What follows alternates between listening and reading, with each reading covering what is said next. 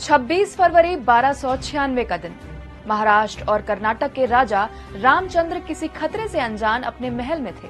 उनका बेटा सिंघन सेना के साथ राजधानी देवगिरी यानी आज के दौलताबाद से बाहर गया हुआ था।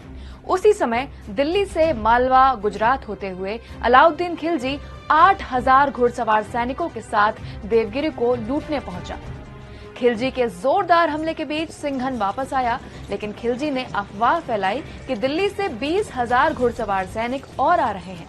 सिंघन की सेना ने मैदान छोड़ दिया। ऐसा पहली बार था जब किसी मुस्लिम हमलावर ने दक्कन पर जीत हासिल की थी।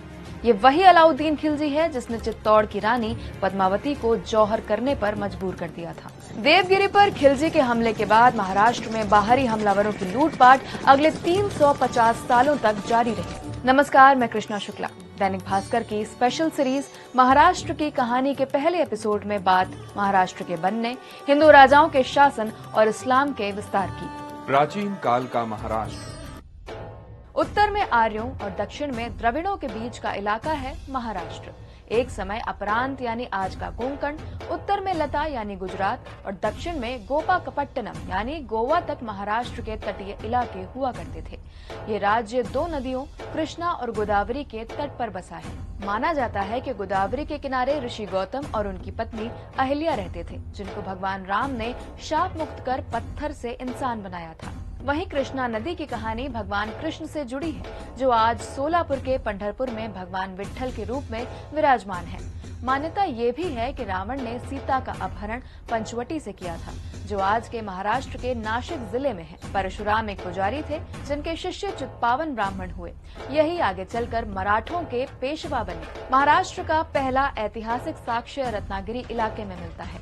महाराष्ट्र को कैसे मिला इसका नाम? सातवाहन महाराष्ट्र का पहला राजवंश माना जाता है।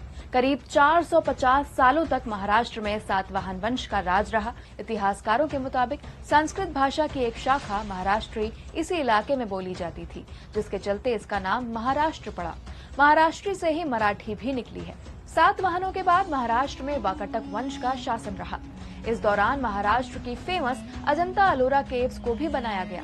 सातवाहन और वाकाटक ब्राह्मण थे, जबकि इनके बाद महाराष्ट्र पर शासन करने वाला चालुक्य साम्राज्य क्षत्रिय था। चालुक्य के बाद राष्ट्रकूटों का शासन रहा। इनमें से राष्ट्रकूट राजा गोविंद तृतीय ने सबसे ज्यादा साम्राज्य का विस्तार किया। फिर महाराष्ट्र पर आज के कर्नाटक के कल्याणी से आने वाले चालुक्यों का शासन रहा।